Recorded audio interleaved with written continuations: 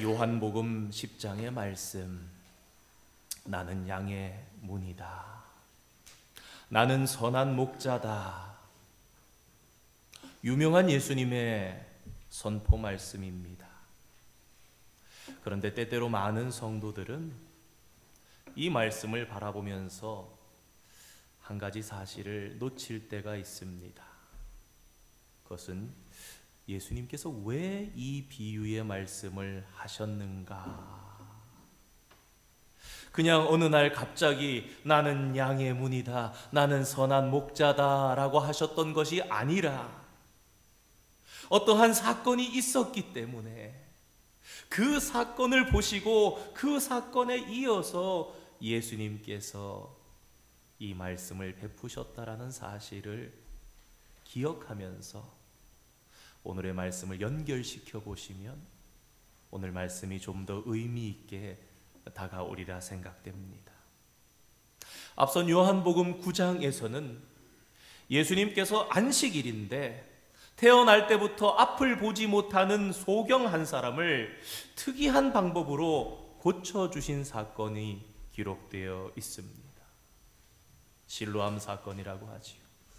예수님께서 침을 땅에 뱉어서 진흙을 이기시고 그것을 그의 눈에 바르신 후에 실로암이라는 못으로 가서 눈을 씻으라.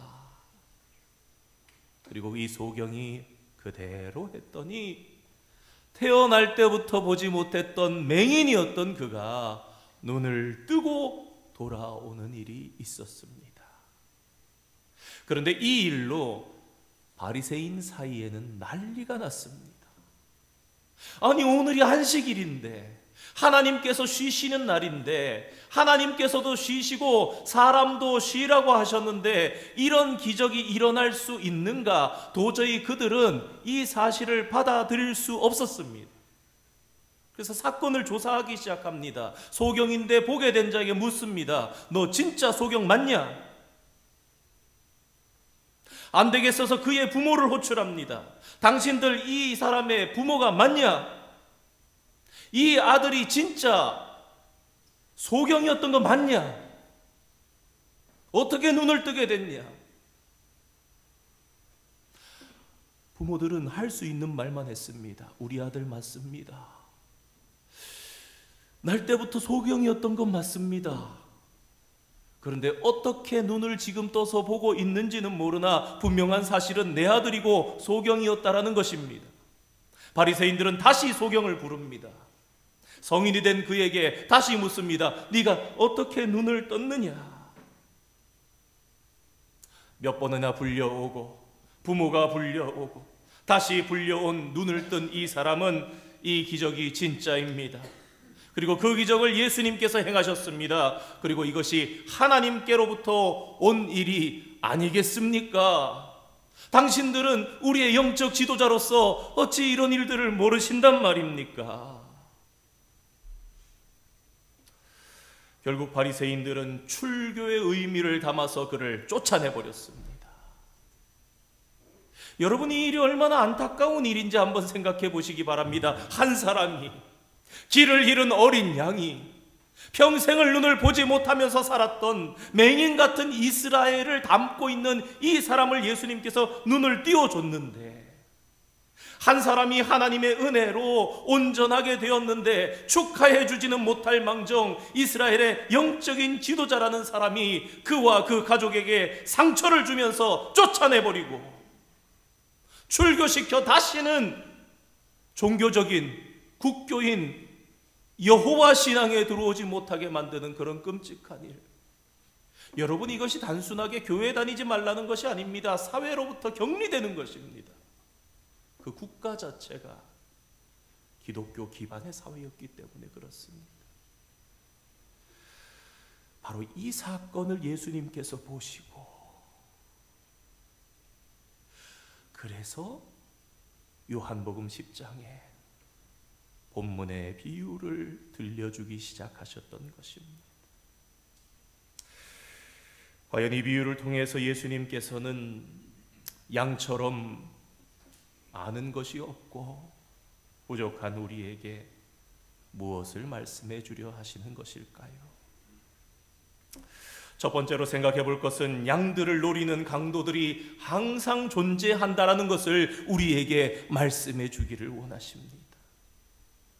예수님께서는 오늘 말씀에 이렇게 시작하십니다. 내가 진실로 진실로 너희에게 이르노니, 내가 진짜로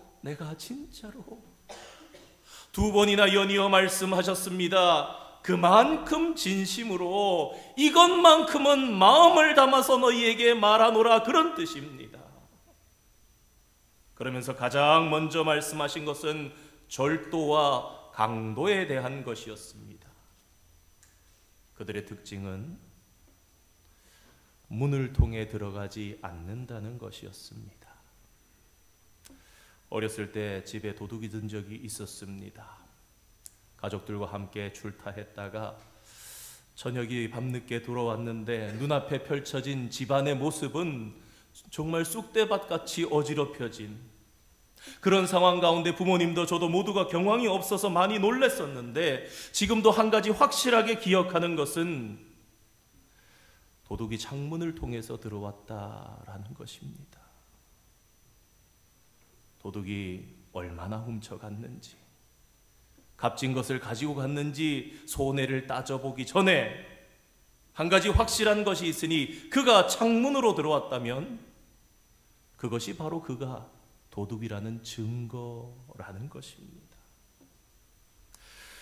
예수님께서는 목자라면, 그가 진짜 목자라면, 그가 선한 목자라면 자고로 문으로 들어가고 문을 지킨다, 그렇게 말씀하시면서 은밀하게 뒤에서는 정죄하고 피해를 주면서 구원으로 들어오려는 사람까지 막아서는 강도질을 하는 바리새인들을 비판하셨습니다.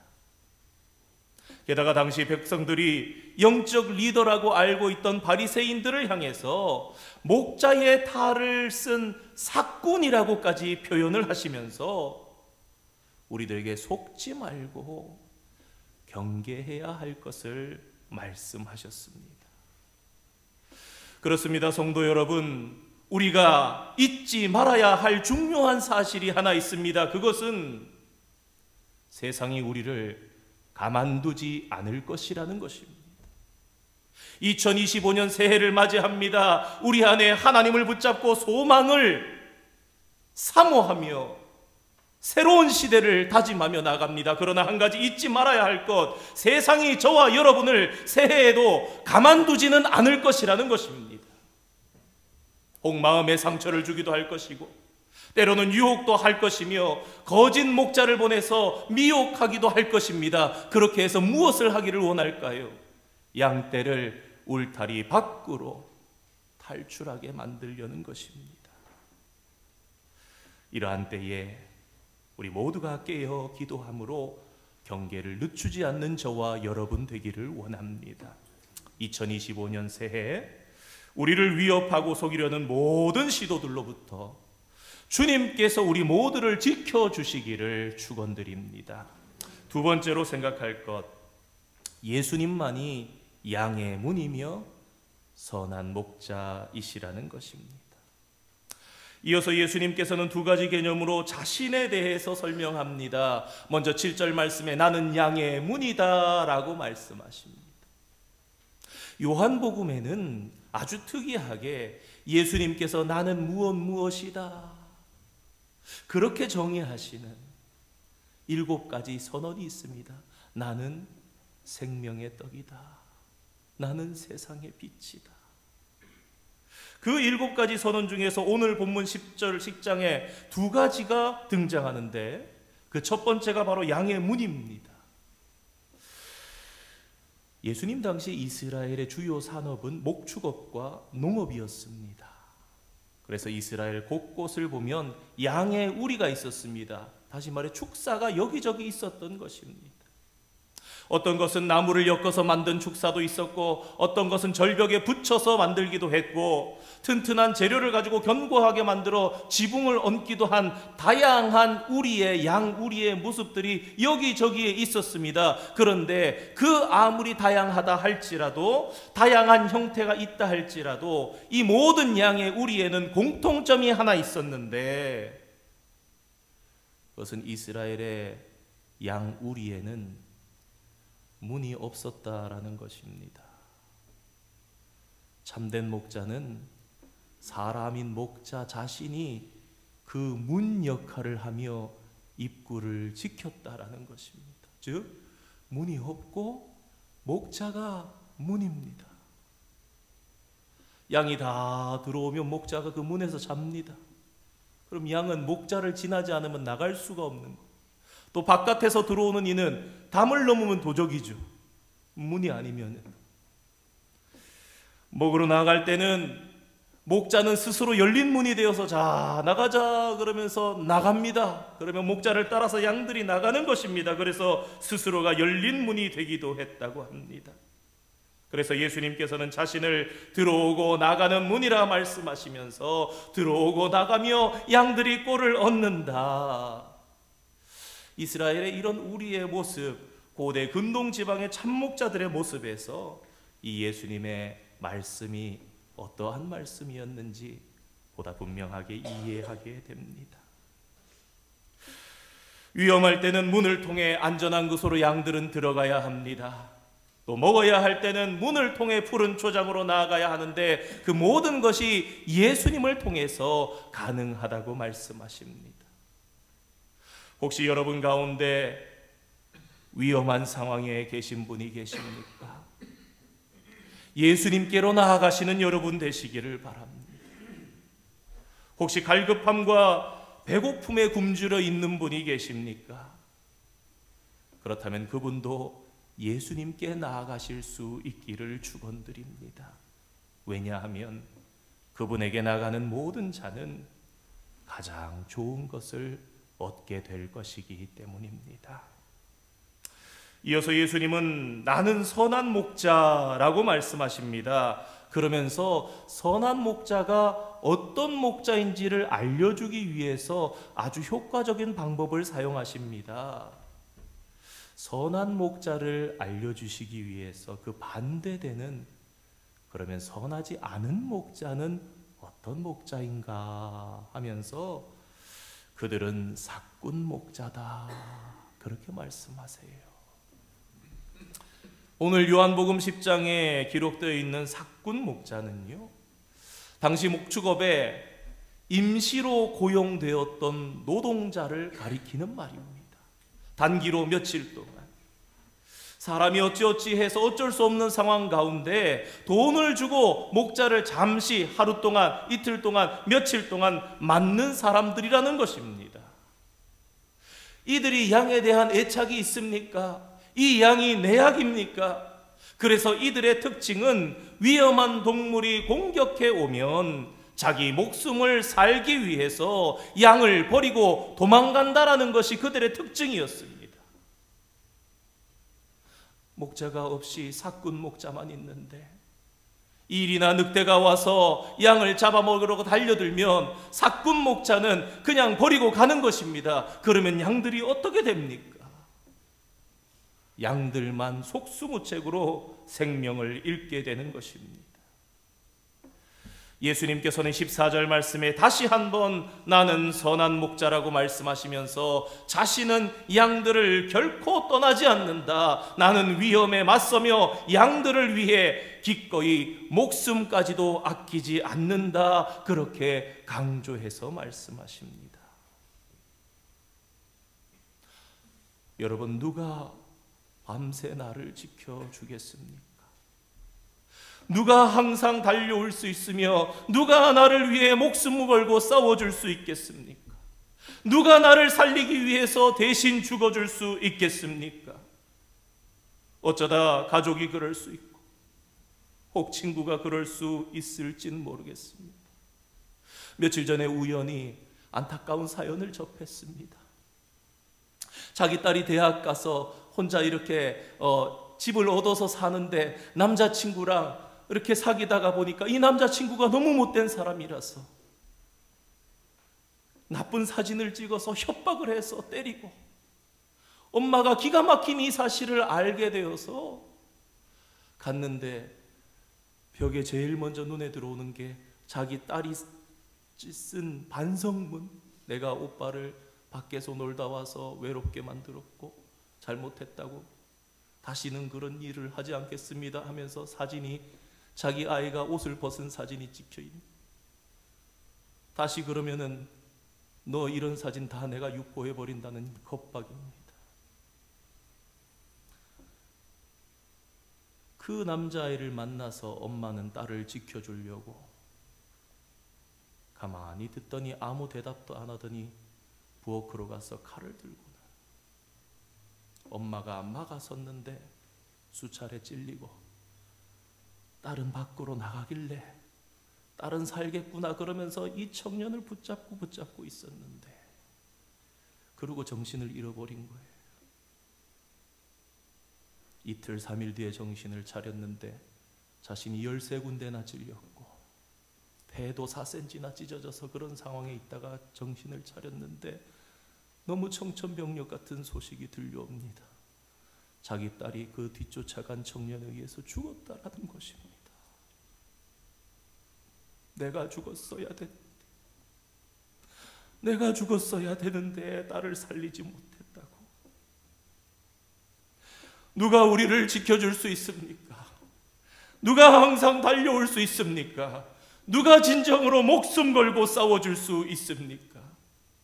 언제나 우리에게 선한 목자는 오직 예수님뿐이시라는 분명한 사실을 기억하는 저와 여러분이 되기를 원합니다.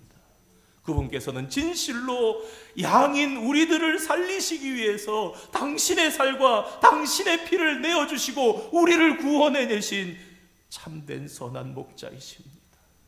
십자가 위에서 당신의 살과 피를 찢으시고 피를 흘리셔서 대신 죽으신 선한 목자 되신 우리 주 예수님께 감사드리며 그분을 더욱더 사랑할 수 있는 저와 여러분 되기를 원합니다. 오직 그분만이 우리의 문이십니다. 그분만이, 당신만이 우리의 선한 목자이십니다 하고 진실하게 고백하고 그분만을 따라가는 2025년 새해가 되기를 주님의 이름으로 축원드립니다. 마지막으로 목자의 음성에 민감하게 반응할 때에 풍성함이 시작된다라는 것입니다. 오늘 말씀을 준비하다가 유독 새롭게 눈에 들어왔던 구절이 있었습니다. 오늘 본문 10절 말씀 한번 띄워주시겠습니까? 함께 읽겠습니다. 시작. 도둑이 오는 것은 도둑질하고 죽이고 멸망시키려는 것뿐이요 내가 온 것은 양으로 생명을 얻게 하고. 아멘. 내가 온 것은 이 부분입니다. 내가 온 것은 양으로 생명을 얻게 하고 더 풍성히 얻게 하려는 것이라. 목자의 목적이 무엇입니까? 양의 생명과 양이 더욱 풍성함을 얻도록 하는 데 있다라는 이 말씀이 주님의 위로하심으로 제 마음에 다가왔습니다. 그분은 우리를 살리기만 하시는 분일 뿐 아니라 거기에 더불어서 우리를 더 풍성하게 해주시겠다는 마치 예수님의 사랑 고백처럼 이 말씀이 들려왔습니다. 그러면서 다시 말씀을 1절 말씀에서부터 찬찬히 살펴보니 양의 문이요 선한 목자의 비유의 모든 내용들이 다 우리를 풍성하게 하기 위한 예수님의 선언문이었구나라는 것을 깨닫게 되었습니다. 목동이었다가 영적 리더로서 섬겼던 다윗의 믿음의 정수가 담겨있는 시편 23편 1절의 말씀을 한번 떠올려 보시기 바랍니다. 그 첫 고백이 무엇이지요? 여호와는 나의 목자시니 내가 부족함이 없으리로다. 그 선한 목자는 푸른 풀밭과 실만한 물가로 인도해서 결국에는 영원한 여호와의 집으로 인도하시는 분이라고 그는 그렇게 찬양합니다. 그렇습니다, 성도 여러분. 선한 목자는 양에게 가장 좋은 것, 더 풍성한 것, 그리고 영원한 것을 주시는 분입니다. 마지막으로 이 한 가지 사실을 함께 기억하면 좋겠습니다. 그렇다면 누가 선한 목자의 인도하심을 받아서 그 풍성함을 잘 누릴 수 있겠습니까? 어떻게 해야 저와 여러분이 잘 따라갈 수 있고 과연 어떤 양이 목자를 잘 따르겠습니까? 제일 처음에 말씀을 열 때 말씀드렸던 것처럼 오늘 이 예수님의 비유의 말씀은 바리새인들과 실로암에 가서 눈을 씻고 보게 된 소경의 이야기로 시작되었습니다. 그렇다면 적어도 바리새인들처럼 스스로 안다고 하고 스스로 본다고 하고 스스로 갈 수 있다고 하는 사람은 결코 좋은 양이 되지 못할 것입니다. 스스로 모릅니다. 인정하고 스스로는 볼 수가 없습니다. 고백하고 스스로는 갈 수가 없습니다. 라고 무릎 꿇으면서 오직 목자 되신 예수님의 음성만 따라가는 양이야말로 끝까지 선한 목자의 인도하심을 받을 수 있는 것입니다. 사랑하는 성도 여러분, 예수님께서 우리의 목자이십니다. 예수님만이 우리의 선한 목자가 되십니다. 우리가 그분을 따라가면 가장 좋은 것을 얻고 또 영원한 것의 주인공이 저와 여러분이 될 것입니다. 한 해를 주님 안에서 정리하고 이제 새로운 한 해를 첫 시간을 맞은 오늘 이 시간, 성령의 바람 속에서 들려오는 목자 예수님의 음성을 듣고 민감하게 반응하는 저와 여러분 되기를 축원합니다. 혹 그동안 주님께로부터 많이 뒤처져 있었다면 다시 주님께 따라 붙으시고, 혹 그동안 주님을 앞서서 혼자 막 하고 있었다면 다시금 예수님의 뒤편에서 주님의 뒤를 따르는 선한 목자의 양으로 사시는 여러분 되시기를 축원드립니다. 예수님은 우리의 목자시니 부족함이 없으리로다. 우리 한번 고백했으면 좋겠습니다. 예수님은 우리 목자시니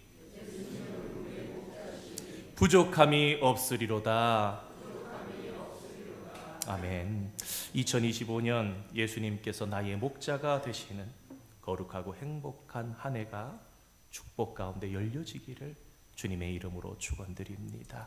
함께 기도하겠습니다. 사랑의 하나님, 감사드립니다. 부족하고 연약한 저희들이 한 해를 하나님 앞에 서서 마무리하며 새해의 첫 시간을 올려드리는 은총을 누리게 하시니 감사드립니다.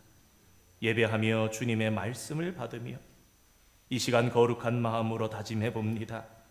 우리는 주의 것이요 주님만이 나의 선하신 목자이심을 고백합니다. 허락하신 새 한 해 오직 주님만 믿고 따라가게 하여 주시고 생명을 주실 뿐만 아니라 더 풍성하게 하시는 주님만을 향하여서 우리의 시선이 고정되게 하여 주시옵소서. 어떠한 어려움 속에서도 견디게 하시고 마침내 푸른 초장과 실만한 물가로 인도하시는 주님과 끝까지 동행하는 이 한 해 되게 하여 주시옵소서. 예수님의 이름으로 기도드립니다. 아멘.